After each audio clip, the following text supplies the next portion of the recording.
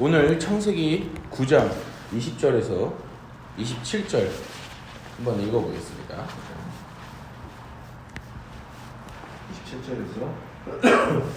20절에서 27절 영환쌤이 한번 읽어주세요.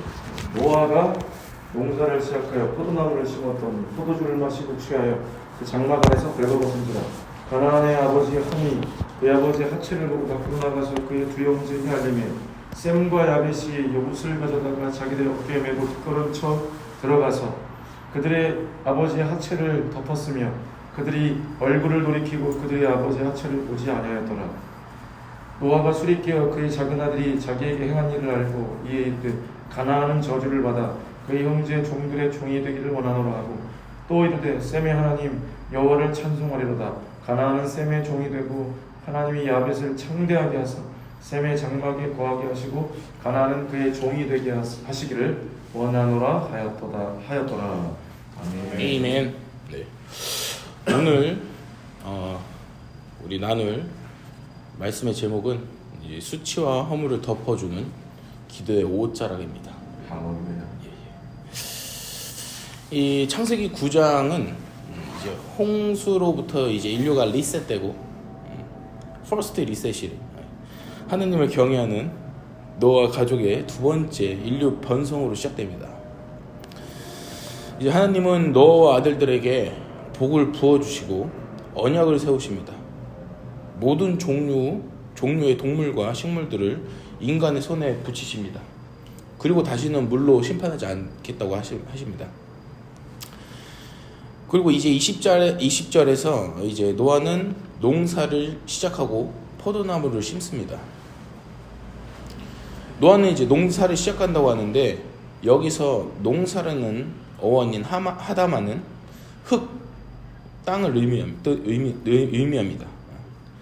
즉 어떤 의미로 해석되냐면 흙의 사람으로 이 아담을 연상케 해요. 그거를 보면은 이제 노아는 새로운 세상의 첫 농부이자 새로운 인류 번성의 대표자로 등장하는 것입니다.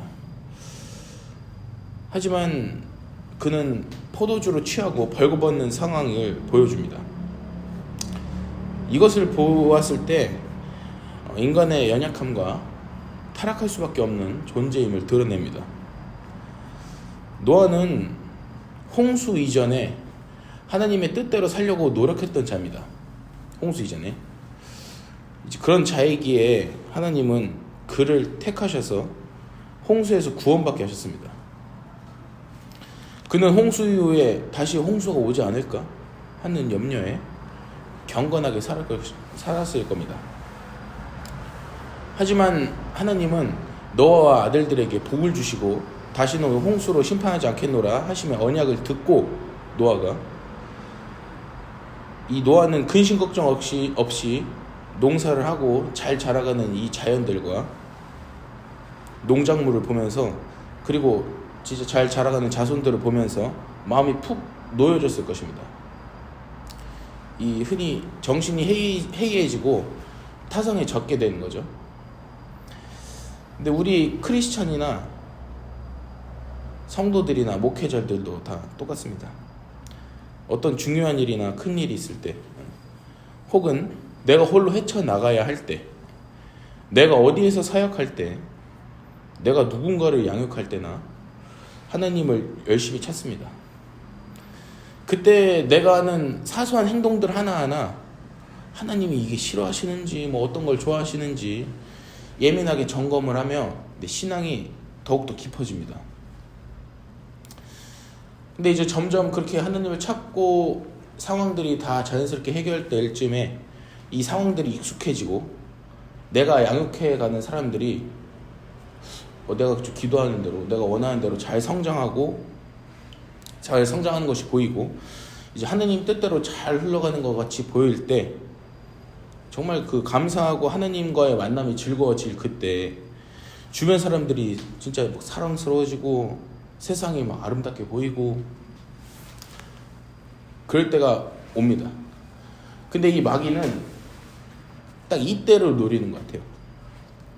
성령 충만할 때 그리고 행복할 때 가장 중요한 내 마음과 상황이 편해질 때, 마귀가 내 마음과 상황이 힘들 때도 그때도 역사하지만은 좀 더 우리 같은 신앙이 있는 자들에게 더 틈탈 수 있는 거는 정말 하나님이 이렇게 다 해주셨다.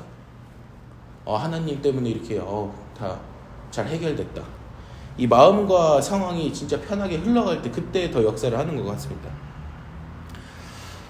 앞서 말했듯이 마귀가 역사한다고 해서 무조건 갑자기 우울해지고 슬퍼지고 화나고 이런 것만이 아니잖아요. 특히 신앙생활을 잘 지키고 성령의 감동을 따르려고 하고 정말로 내가 신앙을 위해서 목숨 바쳐야겠다 하는 그런 사역자들에게는 정말 그 편안할 때가 아주 달콤하고 합리적으로 마귀가 유혹한다는 것입니다. 이 정도 했으니 조금만 쉬어보자. 야, 쟤네들도 저 정도 컸으니 쟤네도 알아서 잘 할 것 같다. 그래, 이쯤 해도 될 것 같은데 하는 진짜 그 찰나의 그 아주 그 비좁은 틈을 마귀는 딱 캐치하고 바로 거기로 이때 가장 달콤하고 짭짤하고 이제 단짠 같은 그런 유혹에 스무스하게 이제 침투합니다. 오히려 내가 키우던 자들이 나보다 더 먼저 된 자가 될 때가 옵니다. 다시 노아를 보겠습니다. 성경에 술 취하는 것은 자제력을 상실함을 의미합니다. 노아는 이제 잘 성장해가는 자연들과 잘 자라가는 자식들을 보면서 느슨해졌던 거죠. 포도주로 자제력을 잃고 취하여 벌거벗게 된 것입니다. 이것은 마치 창세기 3장 7절에 에덴 동산에서 벌거벗음과 평행을 이룹니다. 죄 이후의 수치가 대조가 돼요. 3장 7절에서 아담과 하와가 선악과를 먹고 벌거벗음을 깨닫는 것과 대조가 돼요. 복과 언약을 받았음에도 한없이 연약한 인간의 모습을 보여줍니다. 그렇기에 하나님의 은혜를 끊임없이 구하며 살아가야 하는 인간임을 우리가 더욱더 깨닫게 되는 장면입니다.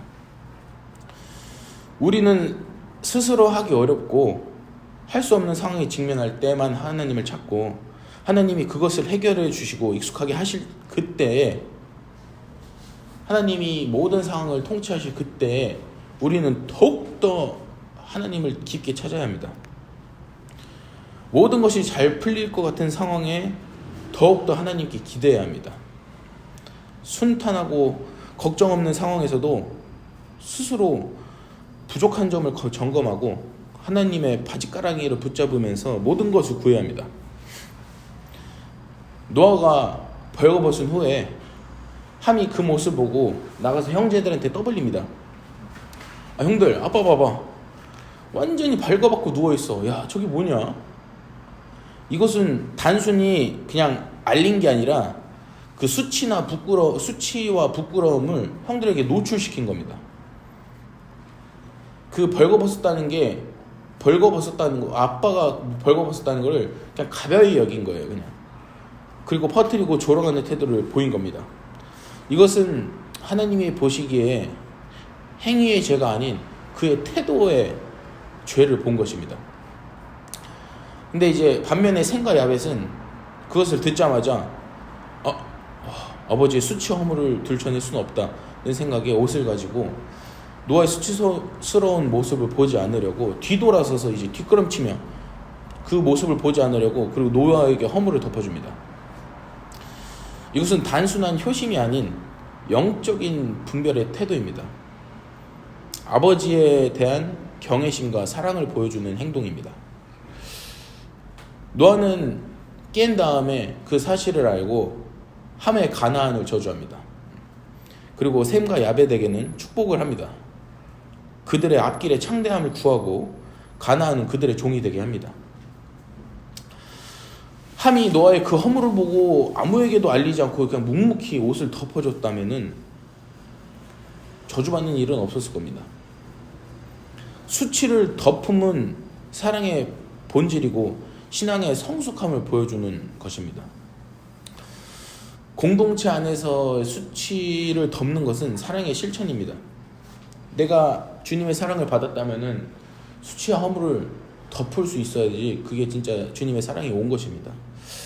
함과 같이 수치를 폭로하는 것은 죄의 재생산입니다.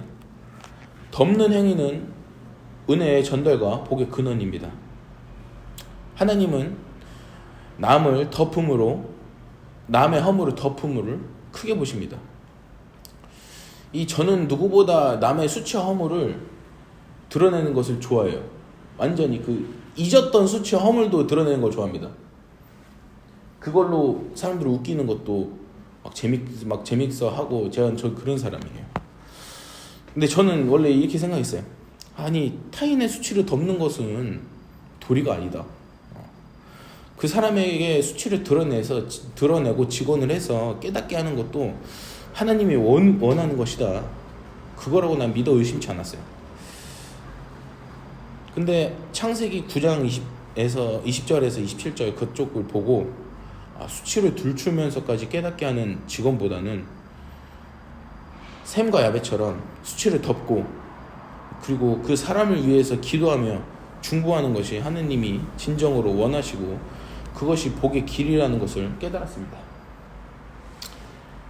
덮는 것은 그냥 방관이 아닌 중보입니다. 타인의 연약함을 드러내는 자가 아닌 기도와 사랑으로 감싸는 자에게 하나님의 축복이 임하는 겁니다.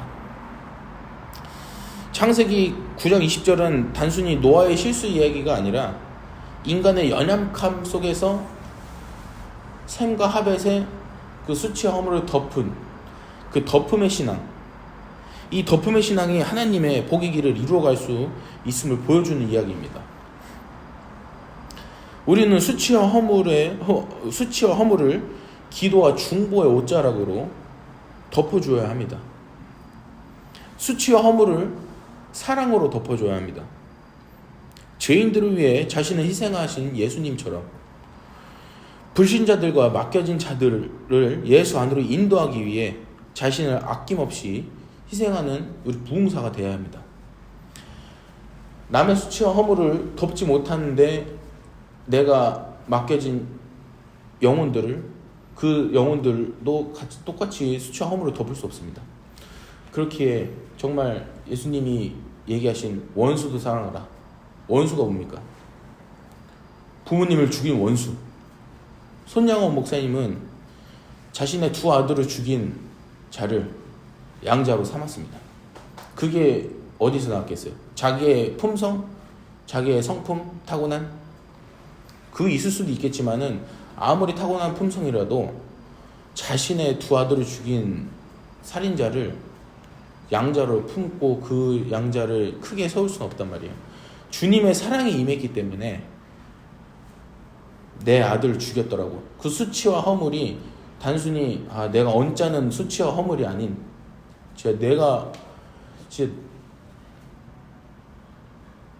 나의 진짜 그 아들들, 정말 내가 사랑하는 그 아들들을 죽인 그 살인자의 그 수치와 허물을 덮고 양자로 받아들인 게 그게 주님의 사랑입니다. 그런 사랑이 있어야 우리가 정말로 예수의 생애를 재현할 수 있다고 생각이 듭니다. 이 예수 생애 교회에서 비공식적으로 이 첫 예배를 첫 모임, 이제 예수생의 무궁사회 첫 모임 이 멤버들하고 같이 있다는 게 굉장히 뜻깊고 좀 행복해요. 예. 그리고 이 예생교회가 앞으로 더욱더 예수의 실상을 보여주고 예수가 살찌고 피 흘리시고 죽으심으로 우리에게 주신 능력으로 불신자를 구원하고 주님이 오실 날을 간절히 기다리면서 죽음을 이기는 믿음으로 나아가는 교회가 되길 간절히 소망합니다. 아멘. 아래 길등까지 먹고 아멘. 이 건물 사야죠. 아멘.